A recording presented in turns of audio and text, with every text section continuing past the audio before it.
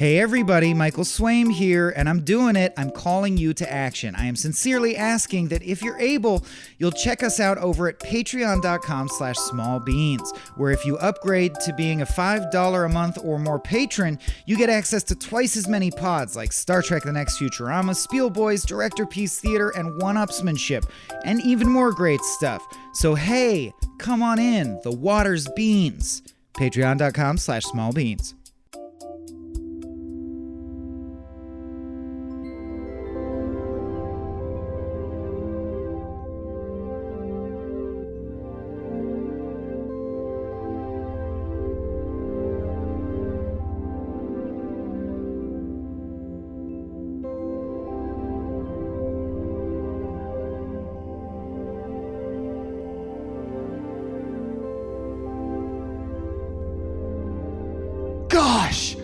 God, Tina, God! Oh!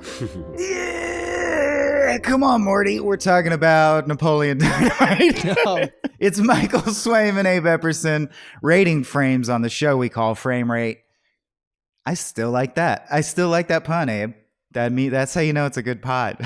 Yeah, dude. It stands the test of time. We're very smart guys. Legs. We're got really legs. smart. Gosh, Shut up, Tina. Likers and such. All right, I'll stop doing it. But I do remember a period where this was much more abbreviated than the Austin Powers or the Borat. But we had a moment where we were all quoting Napoleon Dynamite or doing the character. You know what? Yeah. Same year as Anchorman, so it kind of got...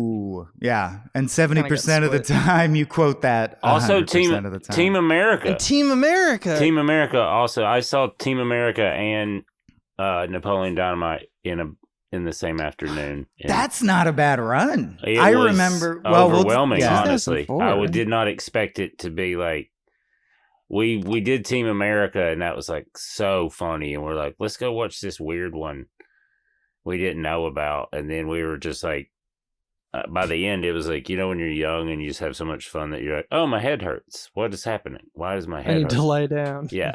So that was for real. Well, that voice you just heard. Introduce yourself, sir. My name is guest. Humpty, pronounced with an umpty.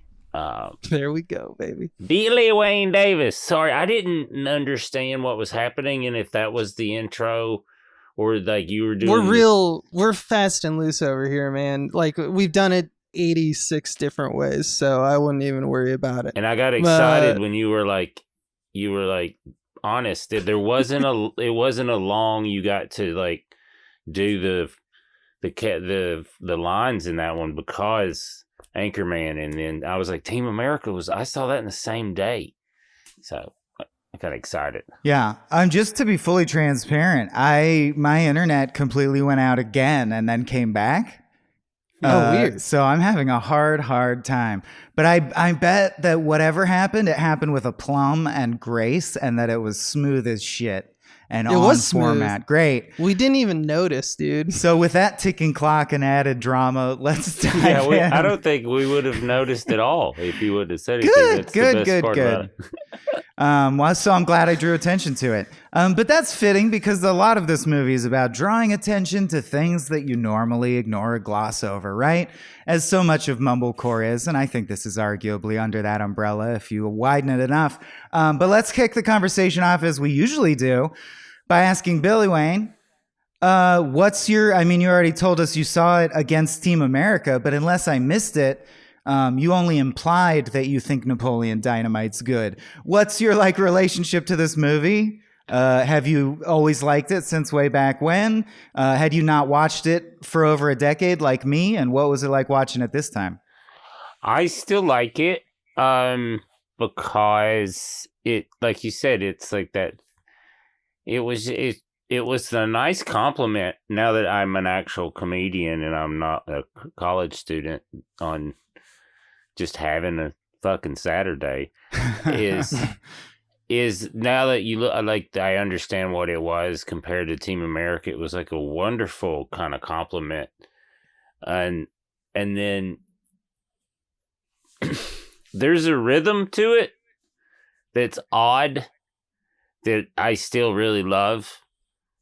And then the performances are just, I don't know. They're special. It was just like, it's like you watch something and you're like, this is a special little thing that they've done, that they've captured this thing of everybody's kind of knocking it out of the park, and they've casted the right people, and then it found the right beats. And then like Your Mom Goes to College. That's just that. No, it's kind of like The Office in a way, where it's rewatchable and you're still gonna laugh because there's like this kind of like rhythm to it. And then even when you know that line's coming, you're like, it's so dumb. It's so dumb and wonderful. And it really, that line moment this time reminded me of the Rushmore moment where Bill Murray reaches back and hits his kid. It had like the same charm to it. And I think this movie, like for me, it resonated with a lot of stuff we've covered. We covered this movie that I think is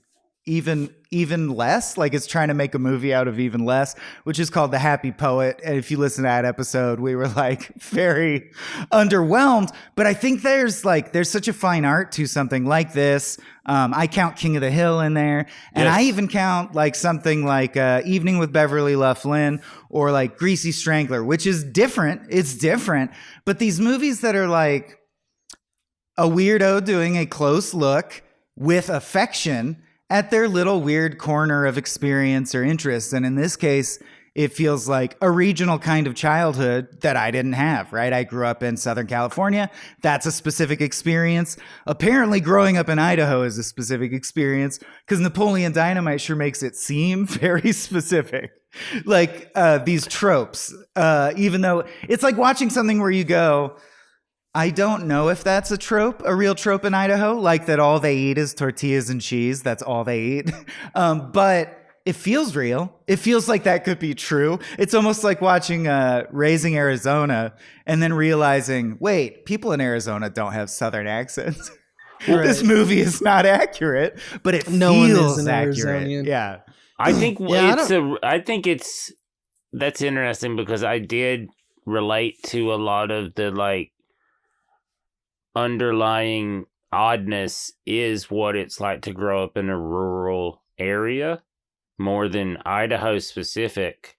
Is like, I knew people that had weird animals, or one, and then, their grandma did, went to, not to the dunes, but was like, but like road aids, right. It was like they drove open wheel modified race cars, that kind of stuff where it was like, and then they would be left to their own devices like that. It was like all of that is like more. I'd never thought of it like that, but that I think that's part of what they nailed, and part of that weird rhythm is this slow kind of. That's what life is like in a rural, smaller place where you gotta like tag along behind somebody's on a bicycle. Like that's how you're gonna get somewhere because all that is like, it was odd and relatable. True. Which is, and actually now that I mention it, I did go to high school in a rural Southern California town where the mayor was a llama, and there was a lot of ATVs, and there was a dirt racetrack that everyone fucked around on. So some of that stuff definitely I think is rural versus city life regardless. But I guess my point is, I know for a fact that Idahoans don't talk like the characters in this movie, and that's why I compared it to something like Greasy Strangler, because it imposes its own rhythm that you're not allowed to vary from. And it's repeatedly like throwing stuff away and making it small, right? Like a classic Napoleon Dynamite joke is the guy, Dequan on the dance tape going, "Are you ready to get your groove on?" And Napoleon saying, "Yes." Like that's right. The humor of this in a nutshell to me. But like to me, that's just a dysfunctional speed. It's like the whole point is that they're just not meshing, and that lack of mesh creates its own rhythm. I don't think it's like Greasy Strangler at all. I think it's Wes Anderson, but it's like high school version of Wes Anderson where it's a little dumber. I mean, in the level of abstraction of the dialogue and performance. Do you mean like if we can move on? If like Beavis and Butthead did a Wes Anderson movie, kind of? Yeah, exactly. Or I feel like it's if SNL alums did a Wes Anderson movie in a way, because Napoleon and Pedro both feel like fully developed Wayne's World style characters that I could have seen in sketches and are now fueling a movie. In fact, something I noticed this time is how episodic it was. Like, it could have easily been a short TV show also, or like a streaming series if it came out They tried to today. do that in 2012. Did not last long. Did it come out as a show, really? Yeah. Oh, I did not know that. And it, like, Right. I mean, I didn't watch it, so I don't know if it's quality Bodega? or not, if Yeah. that's the reason, but they tried. Well, They tried really hard. In 2007, they made a PSP video game called Napoleon That's Dynamite. too much. Really? That's Well, it. that I've is seen- too far. I've seen the video game. I've seen like the gameplay. You can find it on YouTube. It's stupid. Is it You, a like, side scroller it's- jump around game? Like, it's a what bunch is of it? stuff. Like Okay. it's a dance game for a section, and then like you course. have to feed Tina and avoid Rico. Oh, God. You, So it's like just a it- cash-in you game. throw yeah. a football Yes. and you try to, and it's like Angry Birds. It's like that. Yeah, it's just cash in. Although But anyway, I did want to mention one more video game. I didn't think we'd get to it so quickly.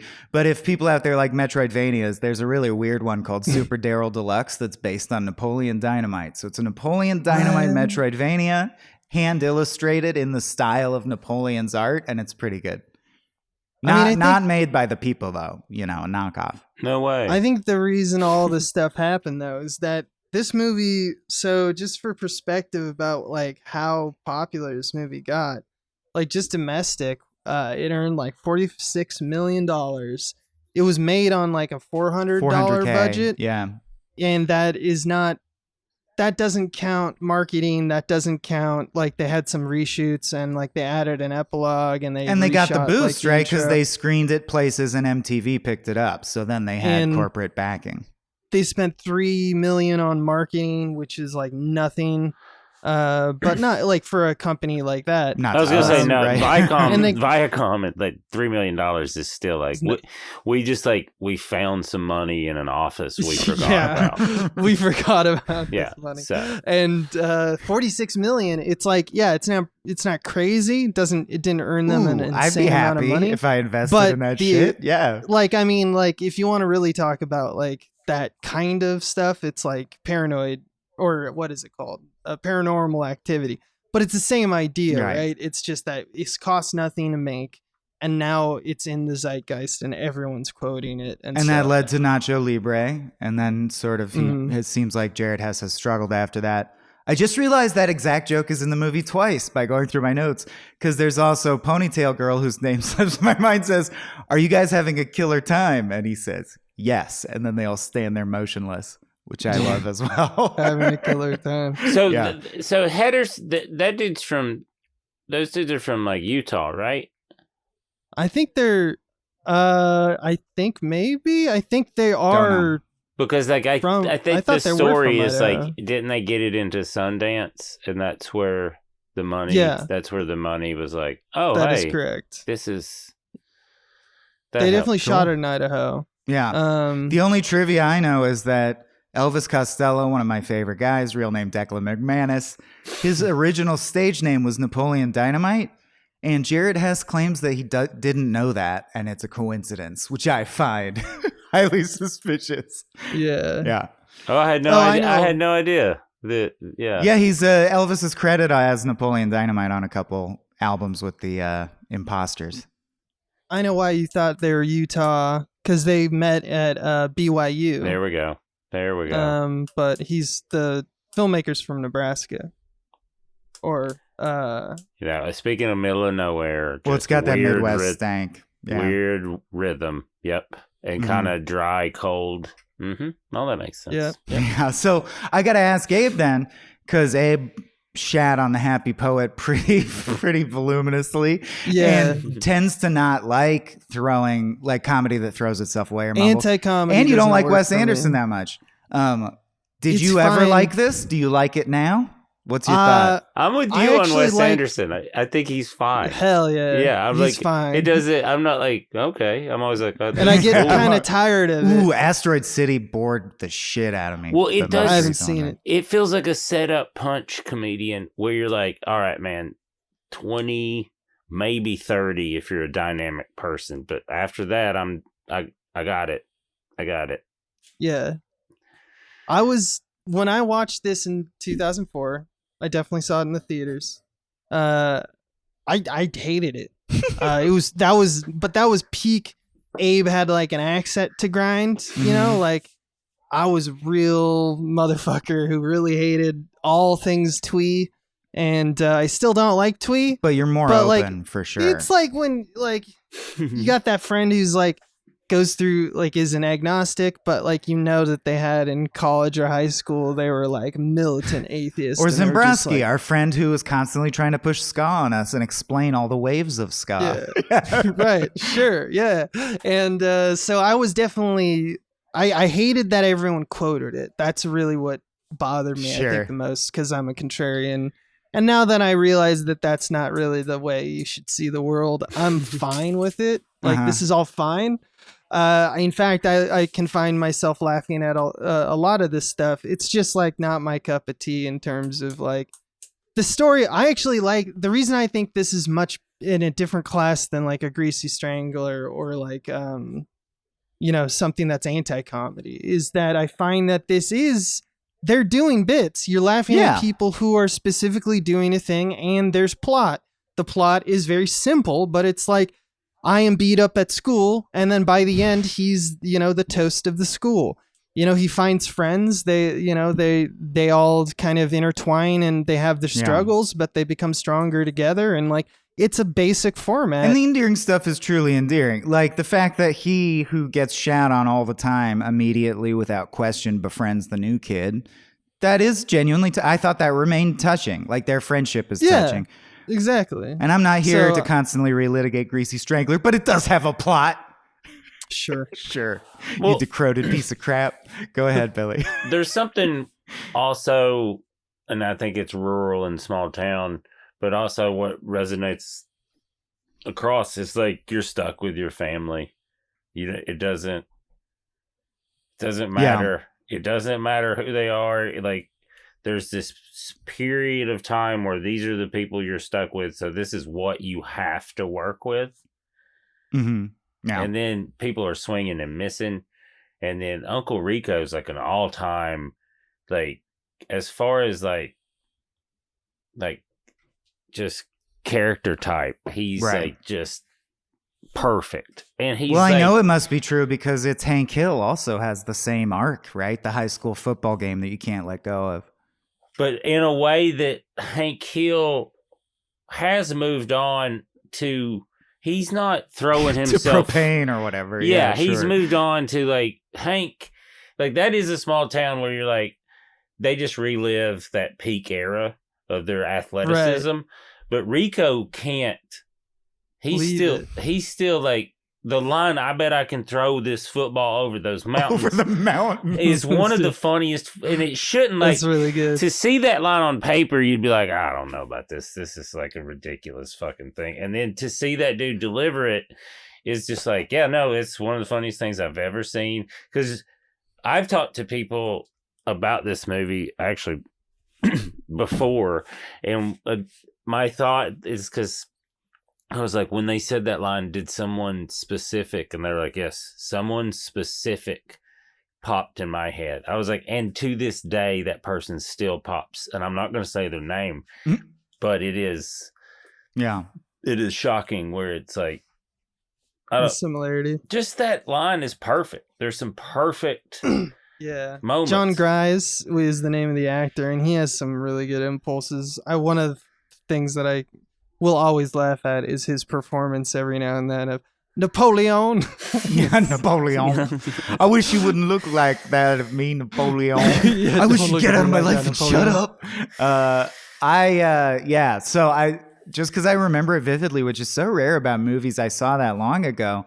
And I will say I quickly had the opinion Abe had, I think because everyone quoted it, and I also had that media chip on my shoulder. After a few weeks, I was like, I hate that shit. It's overplayed. It's overhyped. But I remember walking out of it and so vividly thinking, that was really, really good. And I think it's also vivid because I ate a ton of buca de beppo and wandered around, and it was so hot I threw it up in a bush. But I was like, that movie was good. And I will never forget how hard I like laughed till crying in the theater when Kip tries to prove the Tupperware is strong by running over it, and it cracks, and he just drives away. That He one just that drives away. slayed me, dude. Dang it! Dang and then it! he drives Yeah. away. Yeah. Another all-time moment for me is like a super supporting role, like the boyfriend of Summer. I think her name's Summer. Oh, all the bullies who are obviously 30 bully- in like like a Pen the- 15 yeah. way. Yeah. Yeah, he's got like the spiky blonde hair. They have a thing where he like right before the dance during her skit, like she points out him in particular, and it cuts to reaction shot where he does this thing with his body where he's like, "Oh yeah, baby, That's my girlfriend. like, She's proud that's of my me." girlfriend. Yeah. You're so hot." And it's during the Backstreet Boys performance. It is, if you watch this movie, it's to me, it's literally the funniest shot in the movie. I don't know. I also have a thing for just shots of random. Well, yeah, Hamlet too, People- which I hope Hamlet we cover. 2 We'll also gets save it me. for that episode. But Yeah. I gotta ask if you know what got reshot, because it also occurs to me that maybe the Diedrich Bader stuff, because it's like one concrete scene and then I don't know. I don't know. I'm only aware of, and that all that's been documented that I saw online was they reshot the intro sequence because Gotcha. they were like, it was John Hader's hands, and the Fox people were like, "This is ugly hands. Can we get a hand model?" Okay. And reshoot that. That thing, though, and though I know it is Wes Anderson, I don't think Wes Anderson's done that exact idea, which I also immediately, I mean, it's whatever, but I immediately remember thinking, that's cool. That's a cool idea. I wish I thought of that. Which, if people forget, is just like cafeteria food being handed top-down shot, and the cafeteria food is the credits. And like various props, like it evolves to he's putting on chapstick, and the chapstick has a credit on it. I enjoyed that technique. I thought that was cool at the time, and I still am charmed by it today. Yeah, it's Yeah. fine. It's a title sequence. Yeah, I know. I know Abe is more like, yeah, movie's fine. What'd you think of Rex the Karate Dude? Because I've loved Diedrich Bader ever since, Drew He's so Carey funny. show. Yeah, I thought he slayed. He nails I mean, everything. He's funny as Jethro nails in the everything. Beverly Hillbillies. I have Two not girls seen that. at I'll the be same honest. time. Yeah. He's funny. I mean, yeah, and he's in Office Space. Come on. yeah, Of course, Office yeah. Space is like classic, you know. I feel like he's been mostly in TV. Mhm. That's where I remember him. Like he's in Veep. Yeah. Yes. He's amazing in He's Veep. also a lot of voices and stuff. Yeah. What I found really interesting, though, is not only the Wes Anderson connection, but sort of reflecting on where this movie made an impact or didn't. I feel like we've all forgotten Napoleon. Like when you mention it, people go, "Oh yeah, I know that." But it's not like Austin Powers. Even though it hit really big at the time, it does seem to have tailed off. And I wonder if that's just an aspect of mumblecore. It also makes it kind of sweet to me in the manner of something that's not trying to impose. Like Napoleon Dynamite to me feels like an SNL character, but not like the SNL character that just always says, "I put my hands under my arms and I smell them." You know, like My theory on he's that not is trying to stay around forever, and that's good. Well, neither did John Hader. I think that has Yeah. something to do with it too. Like I think that Hader did Hader. He got the studio deal, and then was just like, made a pretty good amount of money. I'm gonna just kind of exist and raise my family, which is like you said, he wasn't. There's not that actual SNL machine behind it constantly Right? No, of course not. churning Using- out. Blades of Glory Ads. a few years later. Yeah. Like he had a little bit, but then it seemed like we fell out of love with him. I never know to this level of detail, but I hope it was by choice. Because there are a lot of actors, when you think about it, who make enough money and disappear. It totally happens. They're like, that's good. Or I That's can retire enough. now. Like, I won. yeah. I won the thing. Yeah. I have a comfortable life. Right. Yeah. Yeah, as long as you're not buying Ferraris and doing stupid shit. Like if that you shit'll get an last. Yeah. actual studio deal like that, where you're like, hey, you get to kind of make a movie here and there that you want to make, but then we're going to put you in tights a lot for ours, and then Yeah. and you come from BYU, A few movies for a few $1 million, and then you're like, that'll be fine. and then there's Yeah. like Invest it well. back then there was like a residual. There was they took care of people, Those deals took care of people. And then, so I'm sure he's like, yeah, I made this little nest egg, and then I get like random mailbox money for the rest of my life. And you're like, I oh, hope. no. Yeah, hopefully they've reset some of that shit. Because as we tape this, 2 days ago or yesterday, they resolved it. So I still haven't investigated enough to know what is in there at a detail level. So let's move on. And I really want to move us on to Pedro, because Pedro, this watch, was my most consistent source of laughs. And I will say that I can, like on our Monday movie night stream, we did Beavis and Butthead Ruin the Universe, or whatever the fuck it's called, Do the Universe. And I can't believe how many decades I've been laughing at just the sound of that laugh. Like it's crazy that it still works. It's and they're so rare, those things in comedy that are such a funny delivery, that it still works. And I think Pedro reaches those heights in this several times. Like, how long did it take you to grow that mustache? Couple of days.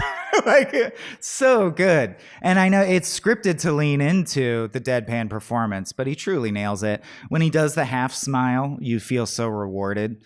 Like, oh, the guy who experiences no emotion is finally slightly happy. Yeah, I just feel like we're not giving him enough flowers.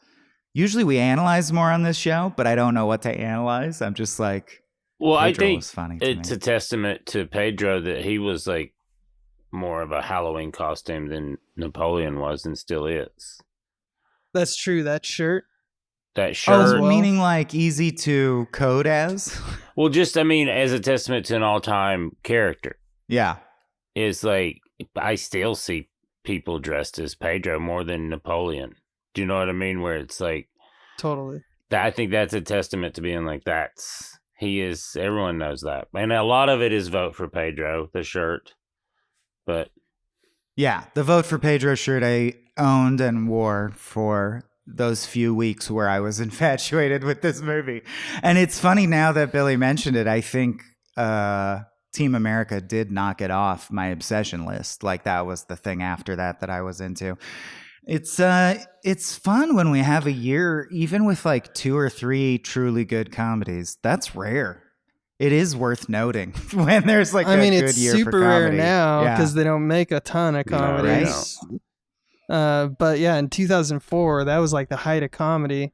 I mean, for all the things that we say about him, and I'll say plenty about Judd Apatow, he did create like kind of a comedy renaissance in the 2000s. Not just because his movies were, you think what you want about his movies, But it opened the door for others. It opened the doors for like a lot of studios being like, what's the next comedy? Who's the next funny man? I would argue that it was Adam McKay and Will Ferrell's success did that more than Apatow. and that opened it up to Apatow doing like his version of that. Yeah, no, that's fair. Plus, there was the internet. I think the internet did a lot of things in terms of like putting internet comedians on the map and stuff. Well, yeah, I mentioned Pen 15, which for my money is the best use of like the Clifford thing, where kids are playing or adults are playing kids and you just don't care about it. I don't know if people have seen it, but in that, the girls are adults and they get crushes on teen boys who are actually played by teen boys. So the constant threat is that they're going to kiss, and you really like don't want that to happen. Whoa. It's like a meta drama. Reminds me of also Arrested Development. They had the idea of casting Jason Bateman's sister Justine as a love interest for him, right, and like pushing it as far as they could. I love shit like that. Incest is funny to me, I guess. Yeah, that needs a segue, I think. Yeah, segue. And here's your segue. One thing I noticed about this movie this time is different from obviously when I didn't like the movie, and now I kind of like the movie. It's like I remember it being super inefficient, and it caused me not to like the movie. I felt like it was just like, look at all these weird people and look how funny and laugh at them, and I don't really love that. And it just didn't have scenes that like push the story, but I was wrong about that, because while the story's not that complex, it does move like super quickly. Like in the first 5 minutes, we get that he's bullied.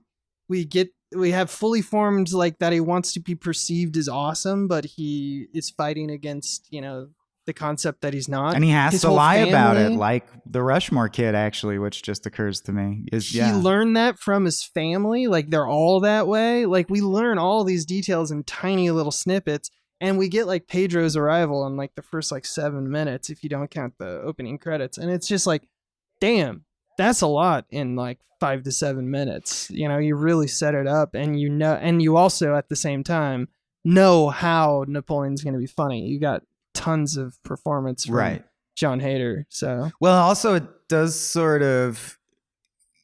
I mean, I think it's what gives it its episodic feel. Is it does meander ever. Like the bit that really stood out to me, and I know the movie's already short, was like I felt this as a young man, and I feel it now. You don't need that time travel bit. It is helpful in illuminating Rico's character, but I don't know. It just felt like throwing an SNL character into various bits, and the time travel one was the weakest one.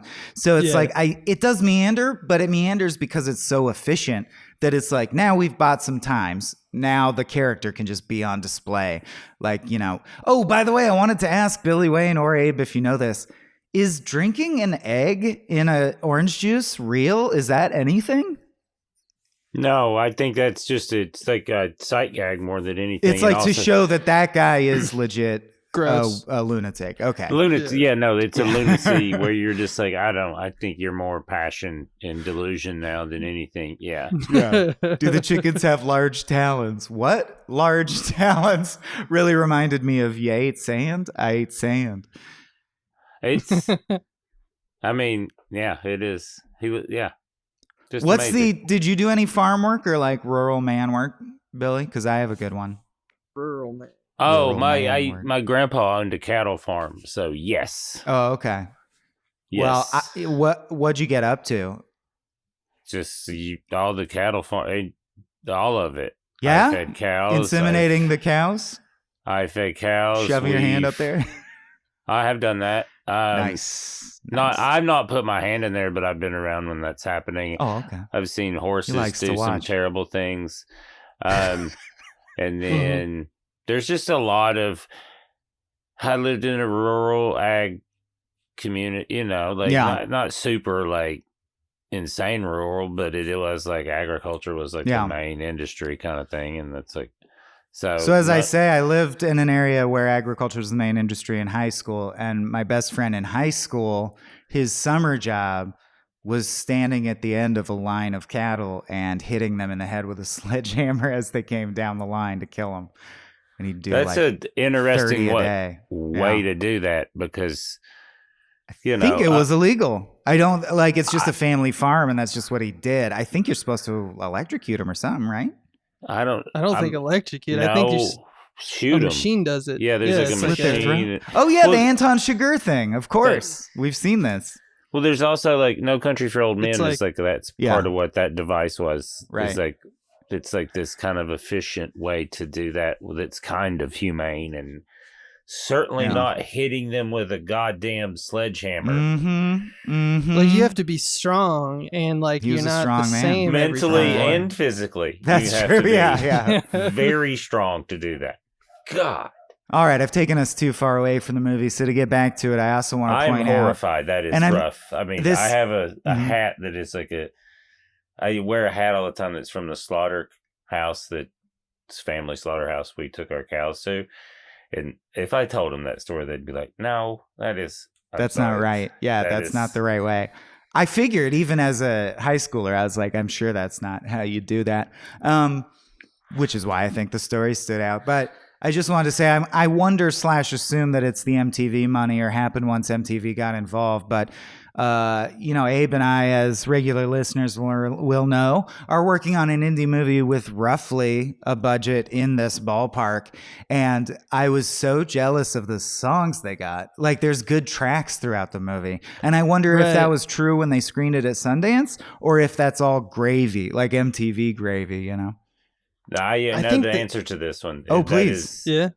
MTV came back. There was and they did that for, I know the story of several movies that they kind of did that with, where they were just like, it sounds like it sound. And then when they bought it, they're like, hey, now that we have a budget, could we get this? It was just like some of it was the creators, and then some of it was like MTV being like, what about this song? Because they like to promote shit. Right, which is interesting to me. Nice. Because something I think a lot of people who just watch movies and don't make them don't know, or like when we've been talking about our movie Papa Bear, when I talk about it with people, a lot of people have the assumption and concern where they're like, but if you screen it at Sundance, then you never get to, like, it will never come out in theaters, right? Because you burned it, like you've shown it, it's over now. And that's not how it works. You can edit it again and then release it again. It's just whatever deal you can get, right? But I know a lot of folks Way think that, like, that's endings. that. The Foot Fist Way, that has 2 different endings. And they took that. Yeah, that's it how does. That's how that got, like, a lot of stuff is they took it to Sundance. Yeah. And the ending that they didn't use is funnier. I don't even think I've seen that ending, but I have read that. No, I've only seen the recut or like the standard version that was released. Yeah. It is. So the deal. You guys should go watch it right now. It's so. Is it online? Is it on YouTube? I don't know how. Maybe I had the DVD and it had both cuts. Oh, okay. Because I had like an early version. Yeah. Because I was, the deal with someone was just like, "You're Southern, you're gonna love this," and I was like, "We'll see." And I watched it, and I was like, "You are right. This is amazing. This is." We're talking about the movie's music. Mm-hmm. Something that I thought was interesting is Hess is talking about the dance scene, right? Yeah. And like weird combination of details for the story at the for the end is that they wrote this climactic dance scene, and they knew that Heder is pretty good at dancing, which he is obviously.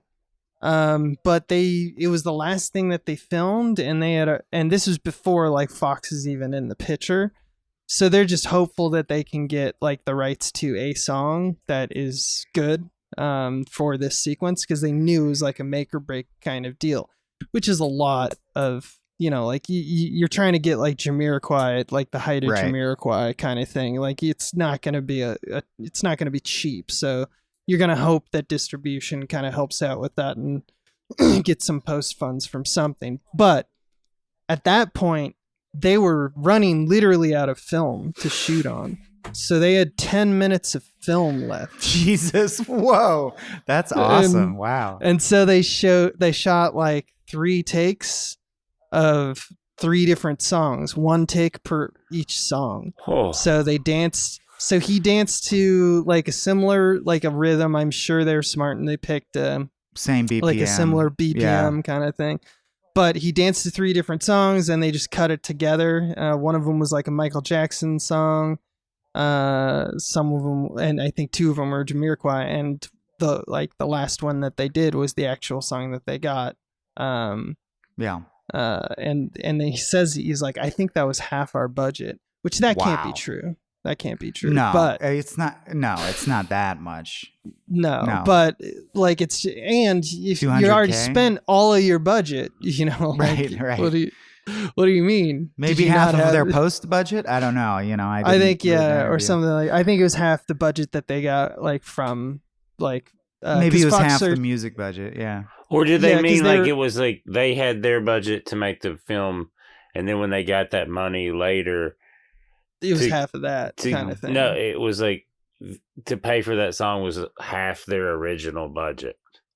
Oh yeah, that's probably right. It could mean any of these things. It could mean any of these things. Because that's kind of funny where they're like, this one fucking song was like we made half our film for. Well, everyone remembers that scene, which actually stuck in my mind as the end. Like I really thought it would, like, everyone applauded and it cut to credits. I do think it's interesting that, like, this time I really noticed how unrealistic it feels, unfortunately, that the dance actually impresses everyone and it makes the ponytail girl happy and the school goes apeshit. Like, it almost feels like a hallucination of Napoleon's. Like, that's not how that would go, no matter how well he dances, I don't think. based on his cred thus far.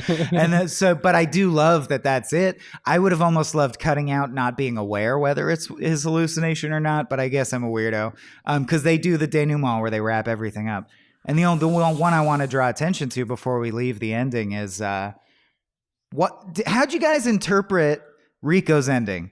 That a woman comes by on a bike and gets off. Did you interpret that as he's had a girlfriend for a bit and that's his girlfriend? Or did a woman just appear for no reason and like enter his life? Like, is that like a comical break of reality? My thought always was like, he's just like, he's that dirtbag that's always just going to get laid no matter what. Because, that wasn't his soulmate in your mind. That's just some lady. Okay. I just think and that's kind of how he exists, is in this delusional way where it's like, even when it's like so close to everything, like him having kind of epiphany about everything, then there's just like some bullshit comes along where he's like, well, I could get some puss right now, and then it's like, he just keeps that being like, I don't have to really straighten up or like do anything or come to terms with anything, because even though I'm kind of a monster to people, he gets his ass kicked, but like it's not a lot, he still gets a happy ending. I ain't guess dead, it's a comedy, shit, man. Ain't not too many people mad. Look, this bike lady wants to do some relations. Like, man, we'll just go out to the desert and we'll throw football and stuff. It's like, I like the interpretation that, like you were saying, Mike, like Napoleon dances and he dances his heart out, but it's not very good. And he bottles it up and inside, and all of the rest of the movie is just, it's just his pipe dream as he is in the corner. Well, that's what I mean, because the ending is it's either that or they're like, it's a comedy, who gives a fuck? Because it's like the grandma, everyone gets like the ultimate thing. Pedro wins the election, which seems unbelievable to me. And then I thought it was that Rico gets a soulmate that just drops from heaven for no reason as like a bit. I think that's because he does reference that he has that soulmate. And I think the idea is that he's supposed to be in this reality, he won state. But that feels like random and unearned. Also, like Napoleon and Deb, I mean, them reconciling isn't that bad. It takes one phone conversation to be like, Rico is the reason that you think that I'm a piece of shit. I didn't do any of that. Yeah. But like it's very like cute. It's very twee. They play tetherball and high five, now they're happy. The end, yeah. And then the post-credit scene is Kip and LaFonda getting married, and he arrives on a horse, and that just is like, of his skill set. Like dancing is the one that we were like, oh, okay, he's practiced dance. That's a skill that we can go, of all the skills that Napoleon lies about. That's the one that I'm like, yeah, that makes sense. Tell anyone that he but like is a taming horse rider? a wild stallion for a wedding, and that's why he's late. Like he just did it, and he doesn't mention it. Yeah, I don't know enough about horses, but I feel like that takes like weeks. Like. He doesn't just tame a wild horse, or is he just lying again? Like, so I don't know, man. I guess we're just supposed to enjoy the magical realism. Well, it sounds like Billy would know. He's seen horses do terrible things. They're a menace. It all depends on the kind of horse and kind of like who the dude is. This guy doesn't know shit. He's bullshitting. You can tell now. Yeah, he's never tamed a horse in his life. Well, you mean like break a horse? Yeah, that's what you call it. Spirit? If you want to you break. That's what they call breaking a horse.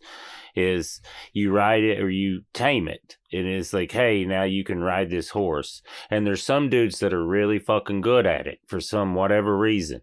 So that's what that is. So it is believable. It's not, because none of it's believable that Kip is doing the thing and does the thing. Like none of Kip's is ever believable. Kip is like a very well, also LaFonda, you're like, he got her. I don't know. They loved each other. They did, but I'm just saying, I guess the whole movie is about unlikely friendships and unlikely connections. But when she gets off that bus, I'm like, she's a fucking stunner. That is not what I expected, which of course is the point, right? To surprise. Well, I think that's why they put the horse thing at the end. Yeah. It's because they're just like, nah, this doesn't go anywhere. And we had 3 minutes left Yeah, of exactly. that film. They just fuck it. 3 minutes. So I we do did- wonder if a B plot where a like effeminate coated white guy gets hard by the end and has like cornrows would go over today. But it works in this. And it does seem to come from a positive, loving place where you're like, they're cute together. Yeah. Yeah. Yeah, they're all eyebrows all the time. I think that's really what mumblecore, when mumblecore, and I'm not saying this really is, it's not like textbook mumblecore. But when mumblecore does work for me, it's when it's like, the equivalent of someone saying, I know this isn't a big deal and it's just a little detail, but it means something to me. And then when mumblecore doesn't work for me, it's nihilist, or it's like someone just trying to be a sad sack with mumblecore. But mumblecore comedy always gets me. I really think it works. Well, anything when it's not like there are genuine personalities like that exist in that mumblecore world, and then I Right. think I'm with you. Anyone that you're just like, you're not doing this. This is not who you are. This is not like, because like I like genuine weirdos, and one of my pet peeves in life are people that are clearly being weird on purpose. Mm-hmm. That's Yeah. just Well, and then, that feels like it's annoying. Interesting More to than me any- that Tim and Eric then, of course, being like kind of the inheritors or a beat in this progression of this branch of comedy, it would always bothered me on their show that they seem to bring in like people that they found on the street and or people with actual mental health issues, and they would use them in sketches. And then I read about it and they're like, yeah, but we give them, like, they get a bunch of money from doing it and I'm not trying to get controversial but I was always just like on the fence about that. Like, I don't know if that's okay, but it's interesting that it evolved from people doing weird characters to sort of represent weirdos that they knew at home to like, let's just pay those weirdos to get on camera and be weird. I mean, paying weirdos is that's been around It's since a proud play tradition, times. right? Yeah, I mean, yeah. freak Yeah. shows, sideshows were a thing, right? Right. Yeah, I was gonna say like the Hall of Venice Beach was that for a while before Right. there was any of the media and stuff. It was, and it is like that's Howard Stern. That's Yeah. his Yeah, whole. That's exactly. his whole thing. That was his bit. the forever. Gong Show. Oh, I know. And I guess I'm just saying I don't know that I like that bit. Yeah, but I don't know if yeah. I'm right about that. But it always made me uncomfortable. Yeah, it's easy to laugh at people who have delusions right. of grandeur because that's like that is a real problem. But like we can laugh at that because it kind of comes with its own brand of arrogance, Right. And we can like justify laughing at it by saying like they're just an asshole who thinks that. Yeah, but I guess I Uh, just think Napoleon really nails something that a lot of mumblecore doesn't nail, which is the genuine heart and little moments that real. are not even comedy, but are astute observation. Like, I guess it's technically a joke, but when he finds a sigh at the thrift store, it reminded Right. me of times. It genuinely reminded me of finding a cool thing at a thrift store. Like my brother and I did shit like that, like find shotgun shell casings at the thrift store, and we're like, I wonder if they'll let us buy these. And of course they will, because at this point it's just a little metal tube, but you're like, we have bullets. Like, look, I'm holding a bullet. we're so cool. Yeah. There's actual good childhood shit in here that I had forgotten. Yeah, he does feel. I could have got you stunted. shotgun shells if you needed them. I should- You got We'll a talk guy. off mic. Yeah, I just Yeah. I've got a yeah. I need Shotgun shells shotgun all around. shells and a ball peen hammer. Nice. Okay. Well, And Abe, don't- I need Abe to come visit. No questions. Yeah. No questions. Oof. Well, now you know how to. Yeah, Oh, now yeah, and now you need you've to seen the press curtain 9. peel back. and one And and then just not hover. and then not Oh, hit, not hit send. Okay. not hit send until you just Just be ready. time it when you hit the ball peen hammer. We're doing a Cheney bit. Hit Yeah, send, it's yeah. really timely. Yeah, I love Also that. the only zoom pump in the whole movie, or one of the very few, because it's mostly static shots. The bike jump, just you know exactly what's going to happen, and it still makes me laugh.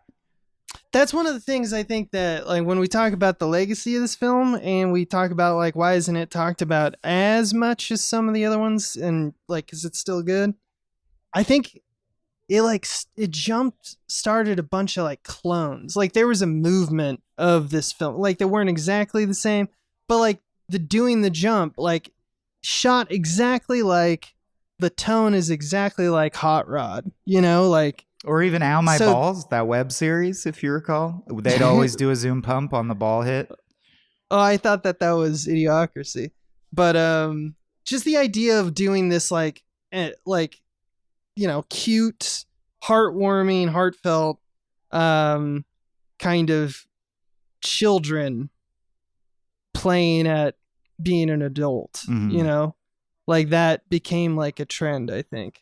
And I think that is what really has, maybe because of that, the fact that happened and we didn't have a bunch of like Will Ferrell clones popping around, is one of the reasons that like it kind of makes a lot of noise in terms of Napoleon Dynamite's legacy. But I don't know. That's just me. But it's definitely, that's what I mean, is it's not like just observing weirdos. It's on the side of the weirdos. It loves the weirdos. Totally. And that's when I think movies like that work. You know, the opening line, I never, of course, as a kid thought of it as meaningful because I didn't think about screenplays as screenplays. But the first line is, "What are you going to do today, Napoleon? Whatever I feel like." And like, that's right. That's a weirdo. And that's something we admire, is to be that young and already comfortable with yourself and not give a fuck. Although whatever he wants to be like, beat up less, but yeah, whatever I feel like, gosh. Also, I actually think they have astute observations of the popular kids. Like, to me, the speech, "Who wants to eat chimichangas next year? Not me. If I'm president, it'll be summer all year long." That is a pitch perfect like speech that the girl who does win president would give. Although I immediately thought that I was throwing shade at Pedro. Well, chimichangas are delicious also. Who does not? And like they're a staple of you know, most American school lunches. But like I felt like that was like there for her opponent, you know. But just to show how mean she is. But yeah, I do. "It'll be summer all year" is a pretty good line. For real. Oh, I see. You're right. She's threatening that if you elect Pedro, he'll make you eat chimichangas. She's a bigger bitch than I even realized. Okay. For real. Yeah. For real. Yeah. Hell yeah. Well, that's some just good small town rural idiot racism too. Yeah. Where you're just like, exactly. Okay, you're wrong. Oh yeah. It's like, hey, those are actually delicious. It's like that. You're objectively wrong. Yeah. Yeah. It's like you're objectively wrong about all this stuff. It's like that scene in Talladega Nights. He's like, "Is it just is it just a thin pancake?" You're like, "Oh, I love them." You're like, "Well, just and you're just like, "Say it." No. Nuh-uh. Break it, Frenchie. And you're just like, that is the essence. Like that, as someone that grew up not liking rednecks, that is the essence of the redneck. That scene. I remember watching that and being like, they've nailed it. That is it. It's the chosen ignorance, you know? Of like it being explained to you and you agreeing and then still being like, "Nope, fuck you." And like, that's it. Yeah. That is it. It's just not how I was raised. Fuck off. That's the brain. That's the brain part. Yep. I'm sorry to use you this way, Billy, but you mentioned your ag knowledge. I gotta ask also, is drinking milk and then judging it a real ag thing or fair thing that you've ever encountered? I mean, I wasn't in the dairy. We didn't do dairy stuff. So that would be more of a Wisconsin person question. So it was one of those things where I felt like this is an exaggeration, but I'm also not familiar enough. It might be right. Dairy stuff to be like, I don't know, some people can do this, so it may be a thing. And I mean, there is like a, you know, the way they judge horses and the way they judge cows it's different by the breed and the type and all that. So, and it is oddly specific, and what they look for is, but not impossible. Well, it's cultural. I do believe it's impossible that they would put bleach in it. He drinks one and identifies that the defect is that they put some bleach in it. The second one is crazier to me, that it was raised near an onion patch. This milk is even more subtle. This milk is from a cow that got into an onion patch. Amazing. I think maybe that's an exaggeration of like, Of wine course, people, yeah. but I mean, also Right. I have a Can't cannabis judging podcast preserves. that I do with a grower, and listening to growers talk about cannabis, it gets kind of that ridiculous, but they do know what they're talking about. It Yeah. is kind of wild that they can, and then science will back them up. So the thing is, just hit me up on Instagram or Twitter if you guys know. I'm very curious if it is a real thing, because Yeah. it just sounds like some Wisconsin 4-H shit. But Right, I don't and King of the remember. Hill did a late season episode where Bobby grades meat, and I assume that that's real. That is real. Of yeah. course that's real. Of course. Yes. So but I just want the milk one seems like maybe they did something adjacent for comedic effect, but I don't know. If you're out there judging milk, please let us know. We had a garlic festival where I've been grew to the up, Gilroy Garlic Gilroy, Festival. Yeah. yeah, The garlic California. ice cream is good. Yeah. and there's garlic like Everything. basically Everything. contests Yeah. The of best- all kinds. Best tacos I've ever had were in Gilroy, California. I mean that the stench of garlic wafts all the way down to To the freeway. past the Like South Bay, you're driving yeah. by the town and you smell garlic. Yeah. It's so delightful. It's great. And then you get tired of it, and then it's gone. And it's like Yeah. the perfect amount of time. You just have like a weekend and a half of garlic deliciousness constantly. Anyway. It is Anyway. nice. It's a nice little place right there. You got to cut through to go to Santa Cruz. Yeah, that's right. This is the worst Pass. video ever made. Napoleon, like anyone could even know that. Like anyway, It's great. there's some bangers for sure. Yeah. Uh, Incredible lines. Did you draw her a picture? Heck, yes, I did. Yeah. Pedro getting super, super hot and having to go lie down is awesome to me. Yeah, I like that he put the detail in that he drank some cold water, but it did not help. Mhm. Yeah. Like I just like him going through the process of like I tried this, it didn't Yeah. work. I tried this, it didn't work. I thought a liger was something that he made up as a goofball, and then I've played with one. I've And actually so's played is with one. like a yeah. zorse Played with is the a thing, liger? right? A Yeah. horse Flippin' zebra. sweet. Yeah, horse zebra's a thing. Yeah, those are. I think that's sort of things they probably looked up and were like, "This sounds like it was." I just think that's like those are thought out jokes Yeah. where they're Well- like, people are going to look this up one day and be like, "Holy shit, this is real." Yeah. Because like at the time, the internet wasn't huge. It was still getting ramping up.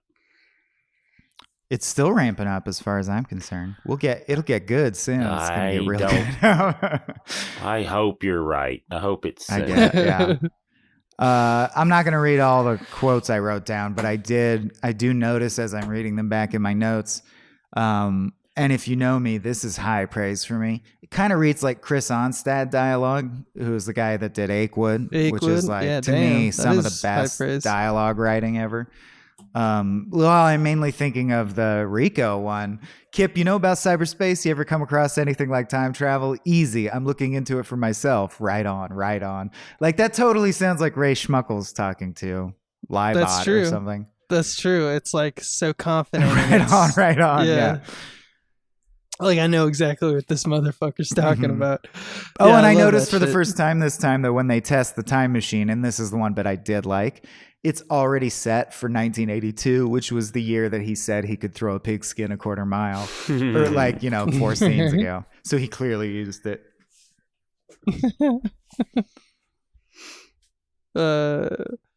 Are they still letting you run for president?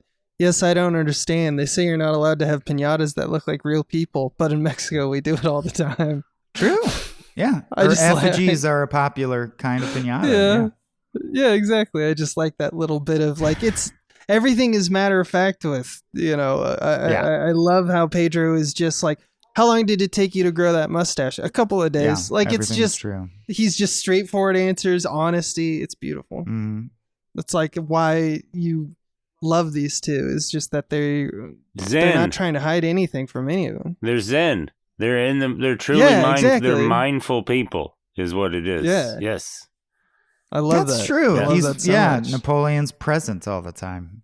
Yes. That's interesting. Super yeah. present and super genuine and kind. Like he's a kind person. Mhm. Like people, it's like a meme now with like you don't have to drink 1% milk. You could drink whole milk if you wanted. as a like a pickup Like, you're line not is like fat. one of the Yeah. cute. Yeah, it's like one of the cutest things in the world. Yeah, I wrote in all caps. It just wins on tone so hard that you overlook some of the filmmaking being what I would call just extremely simple and straightforward, which is not Yeah. bad at all. It's not Like bad at Apatow's even more like he just does over the shoulder coverage, which actually does grate on me eventually.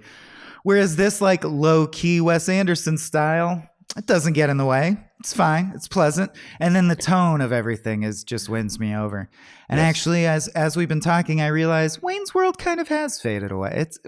No one ever talks about Wayne's World anymore. And it's good. I mean, comedy changes so fast that it's hard to say. But yes, it's still but considered people a are classic. still very aware of Borat and Austin Powers. I mean, like no one talks about like The Jerk or something like that, but like it's still considered in on lists on the internet, as like Yeah. top comedies of all time. I think it's overlooked. Wayne's World's overlooked just for joke per minute yes, ratio. yeah, Is just Right, That's yeah. what I mean. fucking incredible. How many jokes are in that? Right. Any Mike Myers movie is going to have a bazillion jokes in it. I kind of liked his Pentament or whatever, the Pentaveret thing he just did, where he's every character and it's old man I Mike never Myers. see that. It's not. It has Oh. moments.